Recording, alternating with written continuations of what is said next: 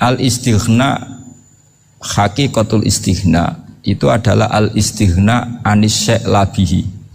Jadi pemenuhan kebutuhan yang sebenarnya adalah kita berusaha menghindari sebanyak mungkin kebutuhan yang sekunder, yang enggak penting. Bukan memenuhi semua yang kita inginkan. Jadi misalnya begini ya, kalau kita lapar, itu keinginan kita itu makan enak apa asal makan? Tentu jawabannya asal makan yang sehat. Tapi kalau nuruti nafsu kita, makannya yang enak, teman makan ya enak, terus di warung yang favorit. Ini kan satu kebodohan. Kenapa untuk makan saja butuh definisi sekian banyak? Yang kita harus kecewa, warung favoritnya bisa sudah tutup, atau kita ke sana harus macet, ribet. Yang benar-benar arif dan bijaksana itu adalah al-istighna anisya. Sesuatu yang tidak mendesak itu jangan jadikan kebutuhan. Sehingga kalau kita puasa misalnya, semua makanan itu enak karena kita sangat lapar. Sehingga Abul Qasim Al-Junaidi ketika ditanya, ma'idamu to'am, lauk makanan itu apa? Jawabannya lucu, alju, lapar. Kalau kamu lapar ya semuanya enak. Ini sudah mulai hilang.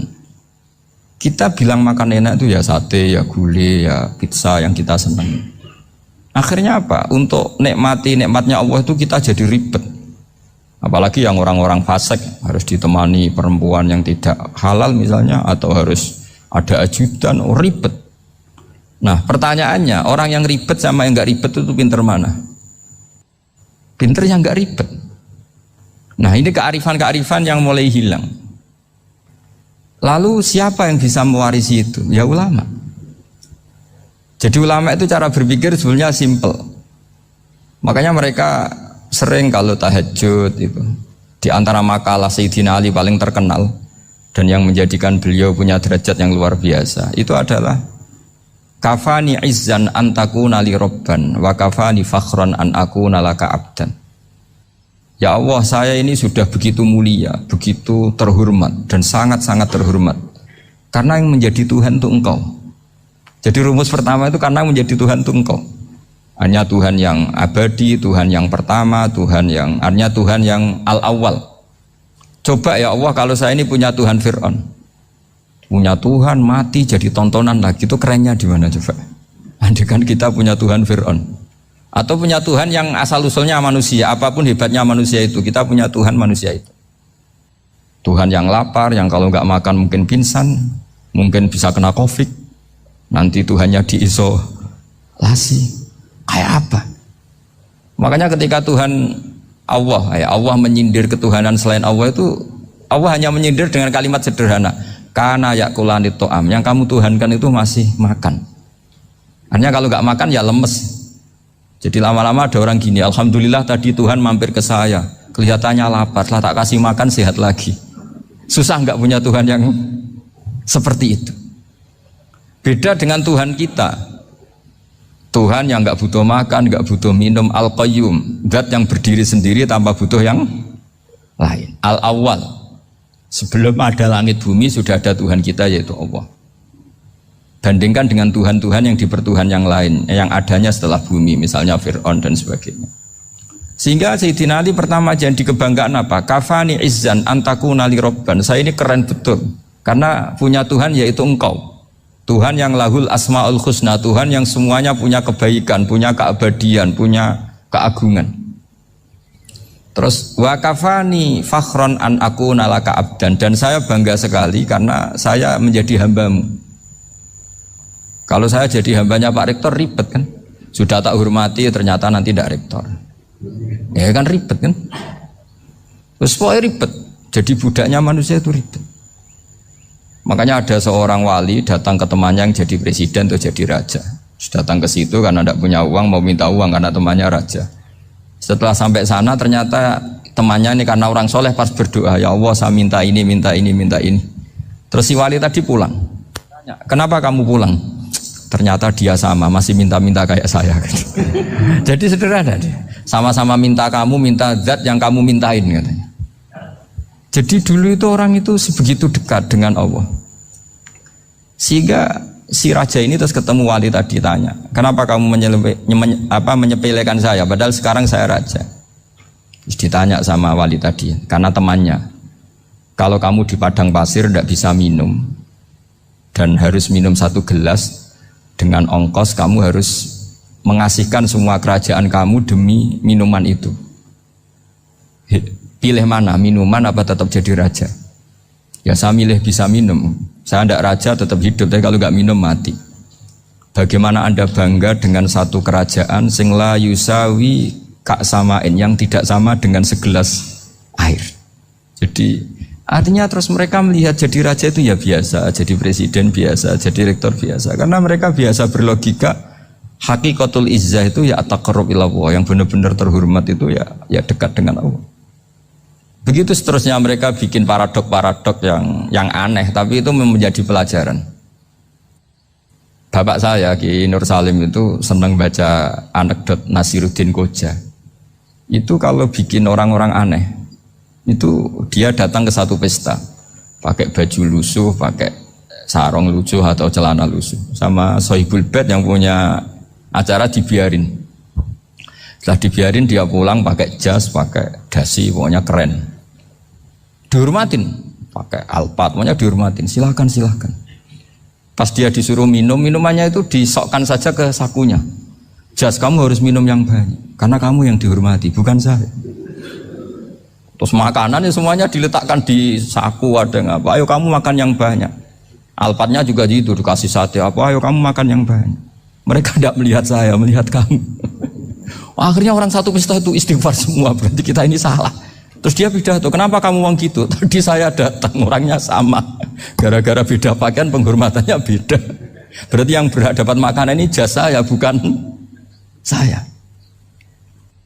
Betapa naifnya kita sebagai orang, ternyata kita masih hormat sesuatu yang seperti itu, yang atribut lah. Jadi orang-orang sufi itu orang yang bisa menertawakan dunia. Akhirnya ya, pertama dia dianggap orang gila, masa jas dikasih makan, dikasih minum. Tapi secara fikih dia benar, haram dia makan. Karena pas dia datang dibiarin, setelah pakai jas dikasih makan. Berarti hakikat yang dapat rezeki siapa? Jasnya apa orangnya? Jasnya apa orangnya? Jasnya. Jadi itu orang-orang sufi, kearifan orang-orang dulu itu bisa ngelola hal-hal yang keseharian menjadi luar biasa. Ada seorang wali melihat istrinya makan 1 piring, anaknya makan 1 piring, ditanya, kalian kenyang? Wah, kenyang sekali. Melihat anaknya minum kopi 1 cingkir, senang. Kalian senang sekali. Wah, kalau senang dengan hal-hal yang murah bisa, ngapain harus senang dengan hal-hal yang mewah? Bodoh sekali saya. Sehingga terus mereka bisa qanaah. Qanaah itu ya hidup itu simpel, sederhana. Jadi tentu saya tidak akan ngomong yang muluk-muluk, selain itu tidak bidang saya juga apa ya. Kita ini butuh obat di kondisi Covid seperti ini, butuh kesederhanaan, butuh apa ya? Istighna tadi. Kita harus istighna billah an ghairillah. Jadi sudah cukup bahwa Allah ini segalanya. Sehingga tadi saya dengarin himnenya Unisula, yang paling saya kagum adalah dimulai dengan kalimat-kalimat thayyibah. Di antara tugas suci Nabi Ibrahim dan semua Nabi adalah wa ja'alaha kalimatam baqiyatan fi aqibi. Nabi Ibrahim itu Nabi yang diberi gelar Allah. Dia adalah Nabi yang menjadikan kalimat tauhid itu kalimat yang abadi. Fi akibih, di anak turunnya, di semua generasinya, baik anak turun karena gen maupun karena pembinaan, karena pendidikan. Ini penting sekali saya utarakan karena apa? Satu kehidupan itu sebenarnya digerakkan oleh kata-kata, oleh mutu kalau orang bahasa modern. Sehingga banyak ulama mengatakan al-ibarat kutun li'ailatil mustami'in, bahwa redaksi atau moto atau pegangan hidup itu penggerak kehidupan. Sehingga sebetulnya manusia itu digerakkan oleh kalimah-kalimah itu, oleh moto-moto itu, oleh prinsip-prinsip hidup itu. Misalnya orang Palestina itu tiap hari ke pasar gitu. Mereka ke laut gitu. Ditanya, kenapa tidak takut tembak Israel? Jawabannya lucu. Kena tembak ya mati, nggak makan ya mati, nggak kerja ya mati. Ya sudah, sama-sama mati ya mendingan aktivitas normal. Tapi saya tidak menyarankan itu untuk melawan Covid. Ini cerita saja. Kamu jangan provokator itu, karena ini wilayah sensitif. Jadi banyak orang yang poligami. Kalau ditanya alasannya gitu, istri 1 ya cerewet, 2 ya cerewet, mendingan 4. Ya banyak ya gitu.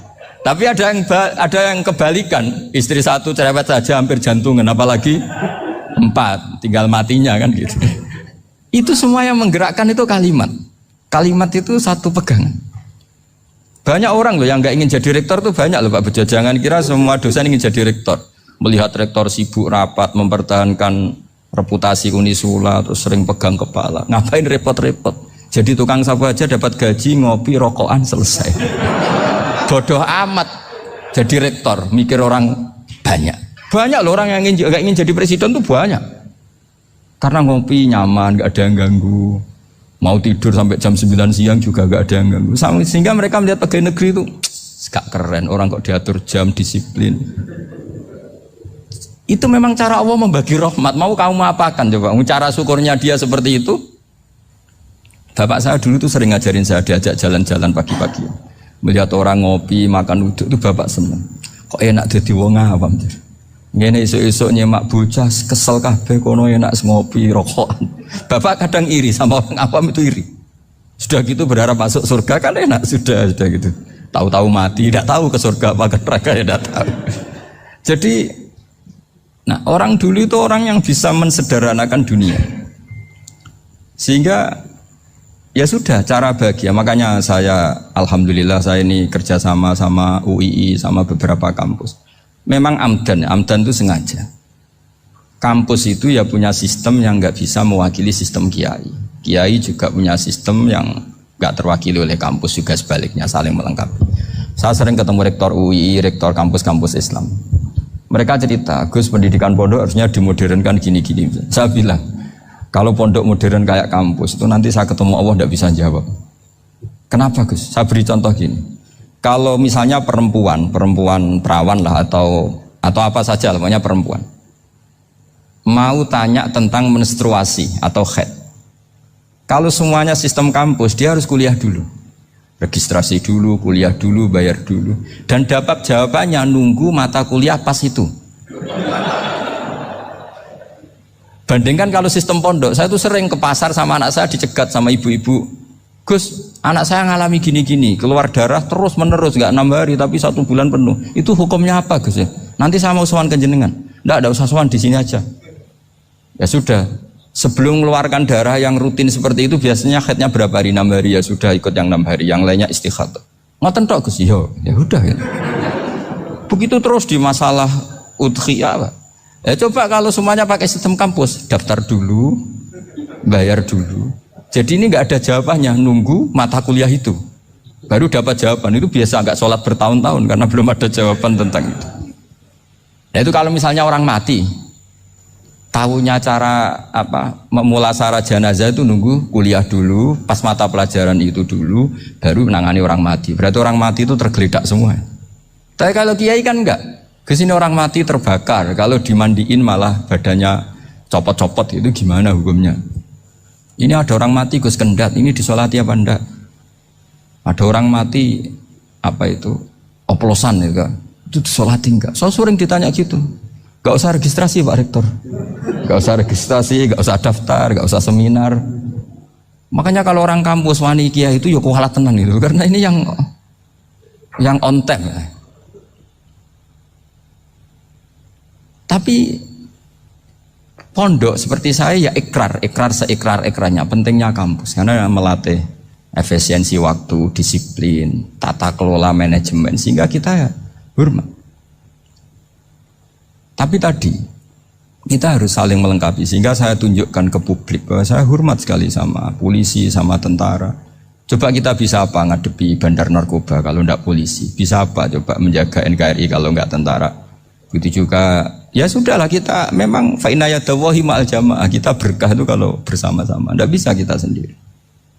Nah lalu orang kayak saya itu ya beberapa kali sebetulnya saya itu ditawanin jadi doktor honoris causa apa. Kekhawatiran saya satu Pak Bejo, takut pas gak punya uang, itu dokter gak ada duit kan gak pantas gitu.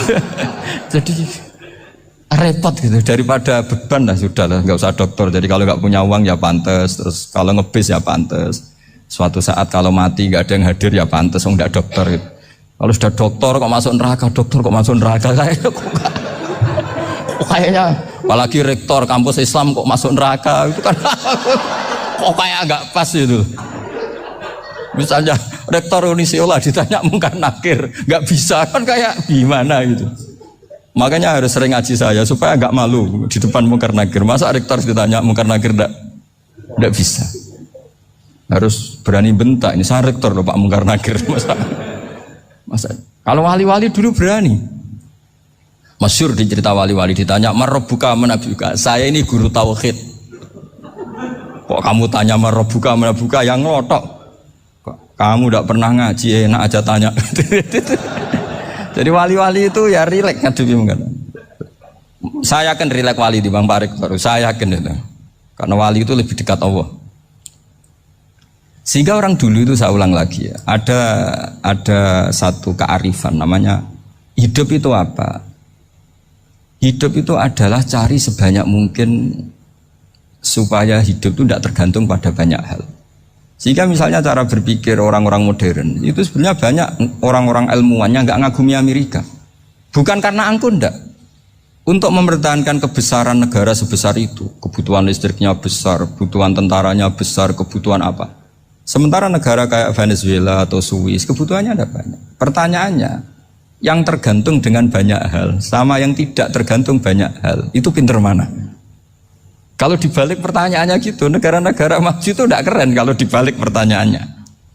Orang yang untuk mempertahankan eksistensinya banyak, butuh banyak hal, dengan yang tidak butuh banyak hal, itu pinter mana? Orang yang bahagianya nunggu jadi dokter, nunggu jadi kiai besar, kiai viral, dengan orang yang bahagia cukup dengan ngopi, itu pinter mana? Tapi kalau dibalik pertanyaannya, orang yang tahunya nikmat hanya kopi, dengan nikmat yang banyak, pinter mana? Makanya Mbah Mun tuh kalau guyon itu lucu. Aku iku sakake ambek wong desa sing mlebu swarga. Saya dulu eskal mlebu swarga kok disakeni. Akhirnya beliau memberi penjelasan. Wong desa iku roe pakanan enak, iku mau kopi mbek uduk. Lah swarga iku mau nuruti sing dikarepno. Akhirnya wis mau mangan, wis ngopi, nguduk, ngopi ora roh pakanan liyane iku ora roh. Nasi mandi yo ora roh, pizza yo ora roh apa-apa. Terus saya bilang, wah lah niku nak nganti selera tentang wanita cantik. Iku juga sederhana. Rontok pesek ya wis cantik, rontok ireng ya wis. Apa bidadarinya seperti itu karena saking enggak pengalamannya. Jadi surga itu kan nuruti apa yang diinginkan. Kira-kira keinginan orang kampung kalau di surga itu apa coba? Makanan apa coba? Ya nak senengnya ketemel gemblong itu. Artinya malaikat lebih suka nangani surganya orang-orang kampung di Bang Pak Rektor. Ini sudah ribet ini. Makanan apa saja sudah harus dicoba. Ya. Terus kalau di mall tahu orang macam-macam, seleranya macam-macam pasti. Enak mana kalau sampai jadi malaikat pelayan surga? Suka ngelayani orang kampung apa yang orang kota? Orang kampung kan? Jadi ya itu guyon ya, guyon tapi itu menjadi pikiran kita bahwa orang yang banyak kebutuhan itu sebetulnya banyak kebodohannya karena menggantungkan kebahagiaannya dengan banyak hal. Makanya Imam Syafi'i ngendikan istighna itu apa? Al istighna anis sya'labi. Yang dikatakan kecukupan adalah berusaha sebanyak mungkin banyak hal tidak kamu butuhkan. Bukan memenuhi semua kebutuhan kamu karena nafsu kamu ini tidak ada batasnya gitu. Kalau kamu penuhin nggak akan selesai. Itu ada perempuan yang kurang cantik itu minta doa saya, Gus doain suami saya kaya, terus tak guyonin, terus nggak minta. Kalau suami kamu kaya, yang pertama dirubah itu apa? Rumah supaya rumah saya bagus. Kedua apa? Mobil supaya mobil saya bagus. Nanti yang dievaluasi itu kamu. Mobil bagus, Alphard, rumah mewah, istrinya kamu pasti itu dievaluasi. Langsung nggak usah sudah gini aja kan. Jadi pertama yang dievaluasi itu kaya itu coba kalau suami kaya itu yang dievaluasi pertama rumah ya, rumah ganti. Setelah itu apa? Mobil. Kira-kira berikutnya akhirnya sudah nggak jadi. Nabi Ibrahim itu pernah minta umur panjang, keren umur panjang. Sama Allah nggak dijawab. Datang orang tua gitu mertamu ke Nabi Ibrahim, terus disuguhi dikasih kurma. Apa itu? Kok kurma apa? Anggur yang sudah matang sekali, sudah dimakan. Setelah dimakan meler keluar lagi, dimakan lagi meler lagi. Terus Nabi Ibrahim masuk lagi ke kamar. Ya Allah, doanya tak cancel. Nanti kalau saya tua kayak itu. Jadi Allah itu nggak jawab langsung tapi ngirimkan itu. Akhirnya ya Allah nggak jadi. Nanti takut itu. Saya pernah ngalami jadi kiai tadi, ada ibu-ibu ya kurang ya nggak pati cantik lah. Suaminya tuh miskin sekali. Minta doa saya supaya kaya. Bareng tak kasih pertimbangan itu udah nggak usah nggak jadi. Jadi itu kearifan.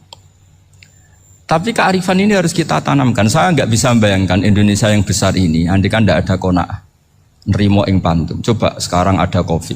Andai kan Indonesia itu kayak Perancis. Saya beberapa kali punya tamu orang yang hidup lama di Perancis, bahkan dapat istri orang Perancis. Itu dulu nggak begitu mencintai Indonesia. Tapi setelah di Perancis 2 tahun, wah Indonesia hebat. Di Perancis itu kata dia kalau cerita, semua kebutuhan masyarakat itu dibebankan ke negara. Apa saja minta negara, apa saja nyoal negara. Sementara Indonesia, coba kalau Indonesia mengalami seperti ini kok tidak ada qanaah rimo ing pantum, bisa kios Indonesia. Orang miskin nyalahkan negara, kelaparan nyalahkan negara, apa saja. Tapi barokahnya dididik kiai jogeman nyalahno wong liya. Urip pun romo ing pandum, diame. Sampai gak ngerti kalau Covid. Banyak tuh orang-orang kampung itu, orang lugu-lugu itu. Mbah niki saking Covid, salam ning Covid, muga-muga umure panjang. Dikira Covid itu nama orang yang ahli sosial itu. Mbah niki dana saking Covid. Matur nuwun sampekno salamku, muga-muga umur panjang. Bingung kan yang nganterin ini. Ini gimana yang mau menjelaskan? Memang nggak paham. Ribet kan. Tapi saya pastikan bahwa dengan keadaan seperti ini kita bahagia, kita stabil, itu jelas barokahnya kalimah tadi, moto tadi atau pegangan hidup tadi. Makanya disebut al-ibarat qutun li ailatil mustami'in, bahwa redaksi atau kata-kata atau pegangan atau filosofi hidup apalah namanya itu adalah penyemangat. Karena kata-kata ini memang luar biasa. Ketika sahabat perang demi kebenaran, zaman itu ya pasti benar karena yang dibela Nabi. Dulu itu kan enak zaman Nabi, yang dibela mesti benarnya, musuhnya mesti salahnya. Sehingga dulu itu memang harus tegas. Kalau sekarang mau tegas gimana? Yang kamu bela tidak mesti benar, musuhnya tidak mesti salah. Ribet kan kalau misalnya saya tukaran sama Pak Rektor, kamu mau bela mana kan bingung. Saya tidak mesti benar, saya tidak Nabi. Pak Rektor apalagi nggak mesti benar lagi kan? Ribet kan? Jadi kalau kita mau perang sekarang itu mau pede gimana? Enggak. Makanya banyak ulama sekarang tuh mau tegas tuh nggak berani karena ya banyak hal yang abu-abu lah wilayahnya. Misalnya pilihan presiden atau pilihan bupati, pilihan menteri. Kamu mati-matian bela itu, yang kamu bela tidak mesti benar, musuh kamu tidak mesti salah. Misalnya pilihan bupati, wah ini kabupaten ini baik kalau bupatinya ini, yang satu bilang ini, terus tim suksesnya kamu tanya, kamu yakin? Ya tidak juga. Lah kenapa semangat? Kan saya botohnya, paling alasannya ya itu aja, bukan yang lain. Beda dengan zaman Nabi, Nabinya mesti benar, Abu Jahalnya mesti salah, kan enak aturan mainnya jelas. Singkat cerita dalam perang itu banyak sahabat yang ngalami luka, ngalami apa gitu. Kemudian curhat lah ke Nabi, ya Nabi gara-gara derekkan jenengan, ngikuti jenengan saya harus ngalami seperti ini. Ngiranya orang itu diapresiasi sama Allah keluarnya. Ternyata sama Allah gak diapresiasi. Malah diturunkan ayat intakunu ta'lamuna fa innahum ya'lamuna kama ta'lamun wa tarjuna minallah malah yarjun. Kalau kamu sakit karena perang, orang-orang kafir itu ya sakit. Itu saja berani padahal demi kekafiran. Wa tarjuna minallah ma la yarjun, padahal kamu punya nilai lebih yaitu berharap kepada Allah yang mereka tidak punya. Saya jadi kiai itu ya kadang mangkel. Karena yang benci ya benci, yang seneng itu ngel-ngel loh kayak Pak Bejo. Jadi semuanya ribet. Lah iya, yang benci ya ganggu, yang seneng ya ganggu, tambah nemen. Seribet.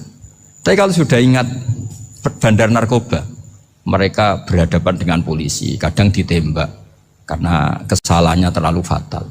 Antar persaingan mereka juga bisa tembak-tembakan karena merebut pasar narkoba. Itu saja mereka berani. Kok kita yang jadi kiai kadang dicium tangannya, dihormati gak berani, hanya takut musibah-musibah kecil lah, atau problem-problem kecil. Lah iya, kalau kita bandingannya gitu. Kalau kamu mau tahajud kedinginan, itu masih nanti dihisab Allah itu gitu. Maling ayam itu keluar malam-malam, hanya dapat ayam.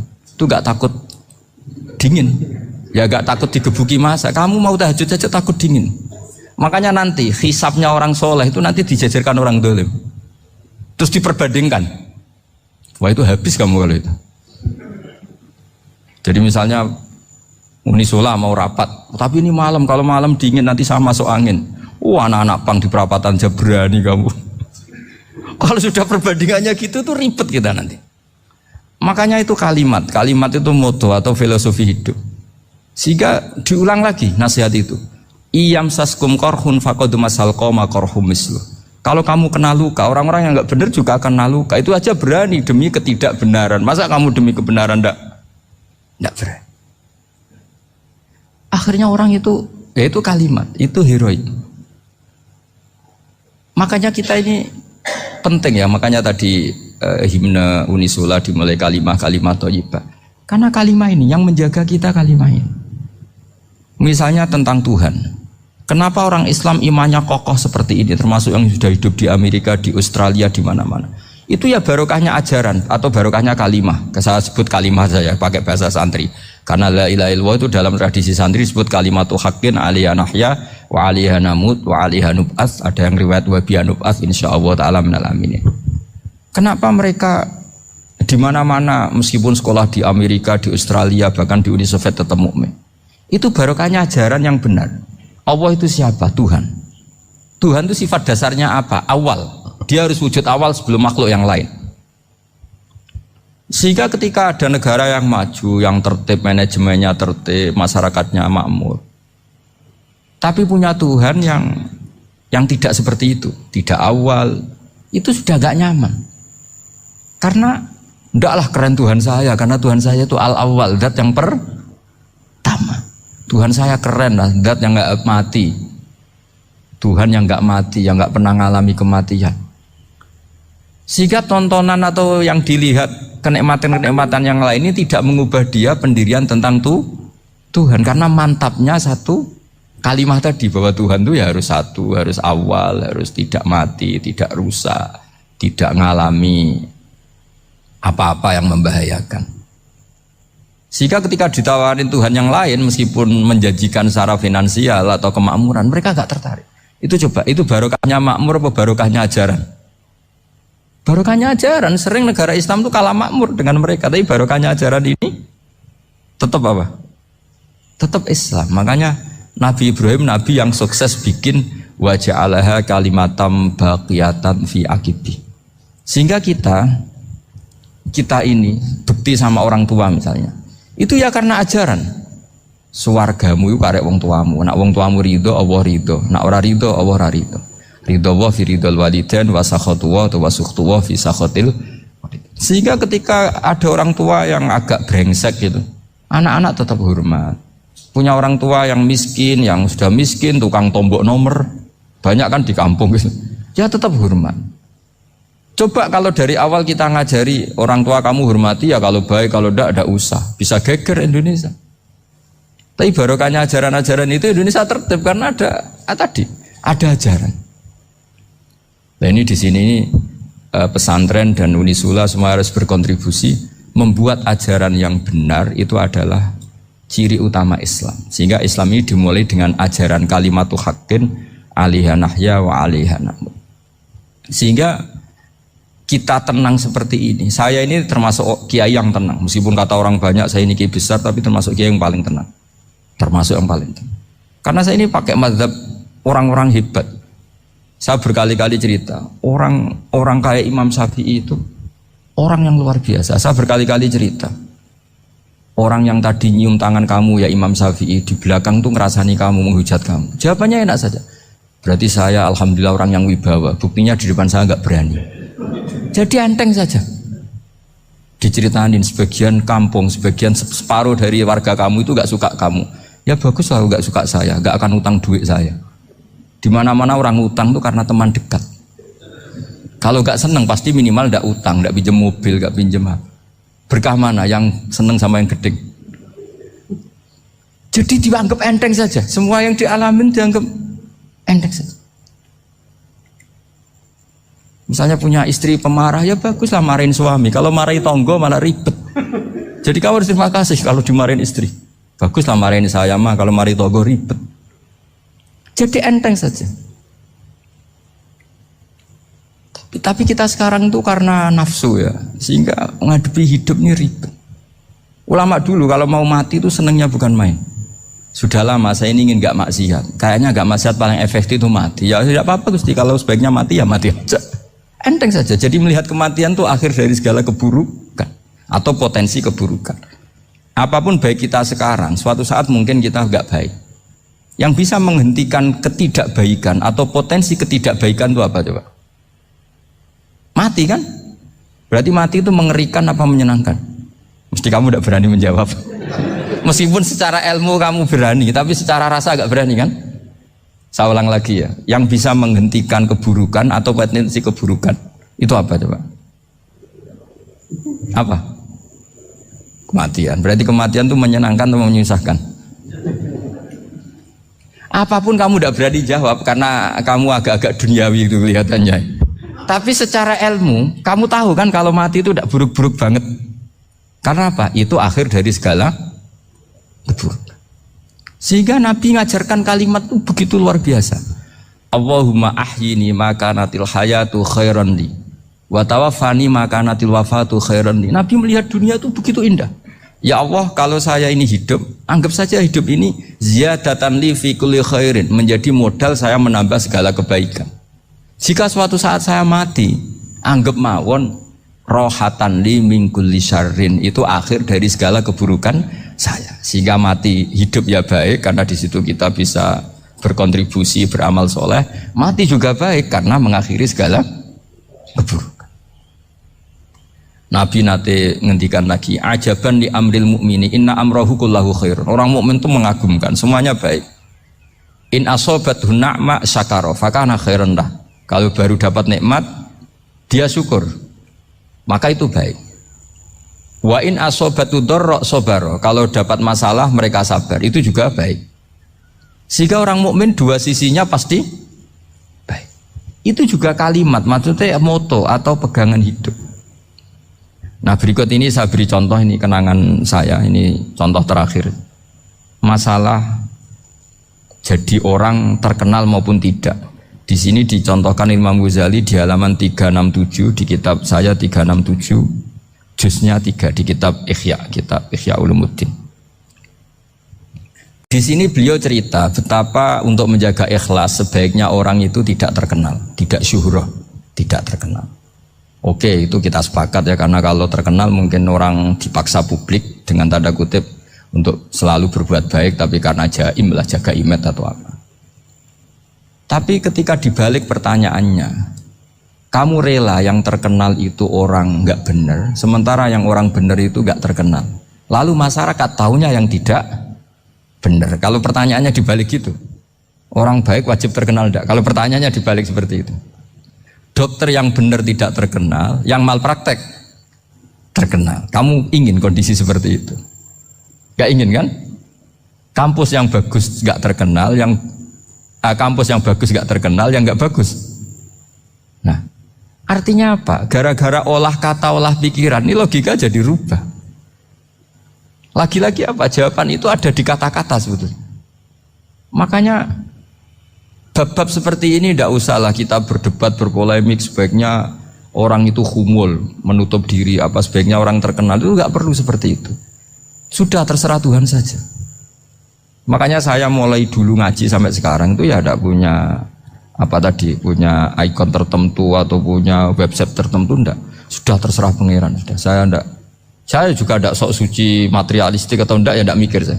Bukan apa-apa ya, karena saya ini kiai, jadi biasa urusannya sama Allah, tidak sama makhluk. Jadi pusing kalau sama sarah-sarahnya makhluk itu pusing. Meskipun rektor kalau nasihati saya pasti tidak saya terima, itu tetap makhluk, itu sudah ada ngefek kalau saya itu sudah ada itu.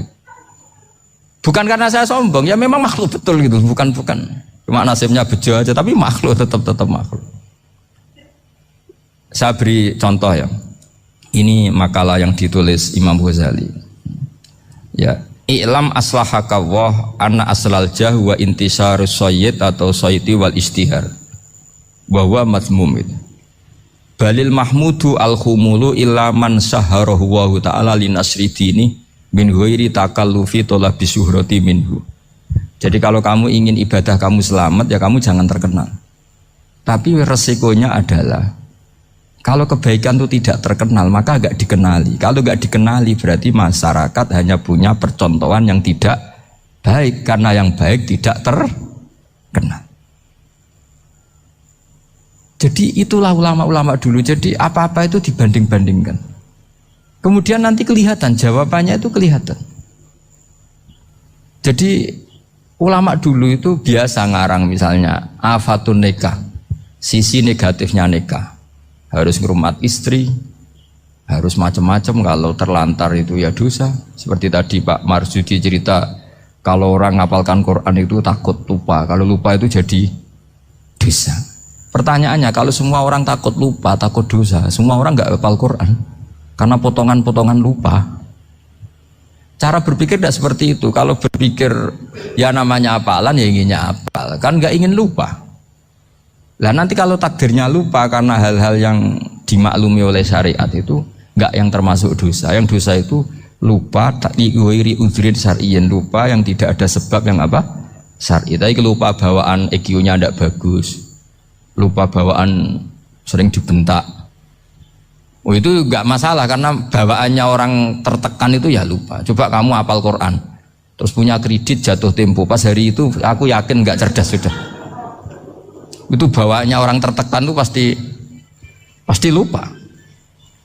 Jadi ya saya teruskan ya. Jadi terus ada makalah yang sangat bagus sekali tentang itu. Saya baca ya. Wa yadullu ala dzalika anna Allah azza wa jalla amaral anbiya'a bi idharil amali lil iktida wa khassahum bi mansibin nubuwah. Wala yajuzu ayyudhanna bihim annahum khurrimu afdhalal amalen. Jadi orang yang terlalu mendewa-dewakan khumul itu menutup diri. Oke, itu baik karena dengan khumul, dengan menutup diri Anda tidak riya, Anda tidak pamer. Tapi kata Imam Ghazali, kamu juga harus ingat di antara syaratnya Nabi itu harus mengumumkan kalau beliau itu seorang Nabi. Harus memaklumatkan kalau beliau seorang Nabi supaya bisa diikuti. Caranya sholat harus diumumkan sehingga Nabi itu mengatakan harus jamaah. Karena dengan cara jamaah itu bisa shollu kama ra'aitumuni usolli. Coba kalau Nabi sholatnya nggak diperlihatkan, kamu harus sholat yang benar. Caranya gimana ya Rasulullah? Itu rahasia. Bingung nggak kira-kira? Bingung nggak? Ya misalnya amal rahasia selalu lebih baik. Terus ada pertanyaan, Nabi ngendikan kamu sholat yang benar. Caranya gimana Nabi? Ya itu rahasia. Terus gimana coba? Tapi Nabi ngendikan apa? Shollu kama ra'aitumuni usolli. Ya sudah kamu sholat, niru saya sholat. Berarti Nabi sholatnya diperlihatkan apa disembunyikan? Diperlihatkan. Jadi begitu juga saya berkali-kali bilang, orang tahu kalau itu bidan ya berdasar tulisan itu bidan. Tahu kalau itu dokter gigi ya itu dokter gigi. Jangan sampai gara-gara tidak ada tulisan mau beli alat bangunan di dokter gigi, mau periksa gigi di toko bangunan. Gara-gara apa? Nggak ada maklumat. Nah, di sini ulama-ulama selalu memaklumatkan dirinya. Termasuk Imam Ghazali ketika ngarang kitab dinamai Ihya Ulumuddin, bahwa kitab ini bisa menghidupkan ilmu-ilmu agama yang mulai hilang. Begitu seterusnya. Jadi ini ngaji ya. Jadi orang itu harus ngerti. Jadi jangan nuruti emosi sendiri atau logika sendiri. Bahwa saya suka humul, ya monggo, agama Islam menyediakan sarana itu. Uzlah itu ya punya sisi kebaikannya sendiri. Tapi syuhrah terkenal asal tidak nuruti nafsu juga punya sisi kebaikannya sendiri. Setidaknya umat ini punya satu master kebaikan yang mudah diakses. Tapi tadi saya ulang lagi, jangan karena hadun nafsi, jangan karena kepentingan pribadi. Makanya di sini disebutkan Wa yadullu ala dzalika ay ala syuhrah anna wa ta'ala amarul anbiya bi idharil amal lil iktida. Allah selalu memerintahkan para nabi kalau ngamal kebaikan ya harus dimunculkan supaya bisa ditiru. Yaitu tadi kita tidak bisa bayangkan kan kalau misalnya nabi menyuruh kamu harus sholat yang benar, kemudian sholatnya nabi sembunyi. Lalu ditanya, nabi saya niru siapa? Wah itu rahasia, kamu nggak boleh lihat sholat saya saat takut tidak ikhlas. Ribet kan? Sehingga jamaah itu statusnya tetap harus. Nah bedanya harus ini ulama berpendapat harus yang apa? Fardu kifayah. Tapi fardu itu maknanya harus. Tapi bukan berarti kalau nggak jamaah sholatnya nggak sah, nggak. Tapi statusnya jamaah tetap apa? Harus. Nah barokahnya harus ini orang yang baru sholat, sholatnya langsung benar karena ada yang diikutin. Coba kalau mantan dukun baru sholat terus sholat sendiri, itu mesti mirip mantra itu. Karena dia tidak ada master percontohannya. Tapi barokahnya ada master, orang paling bodoh pun kalau sholat ya benar. Karena standar ada komandonya, ada imamnya. Sehingga Imam Ahmad malah berpikir keras. Syarat sahnya sholat itu harus jamaah. Cara pikirannya Imam Ahmad. Keras sekali beliau. Sehingga kalau orang sholat sendiri kok ada orang lain yang maunya berjamaah harus bayar, orang itu harus bayar. Demi sahnya sholat. Itu madzhabnya Imam Ahmad. Tapi kalau madzhab Syafi'i hanya mengatakan itu fardu kifayah, yang kalau satu komunitas gak mau melakukan semuanya apa? Dosa.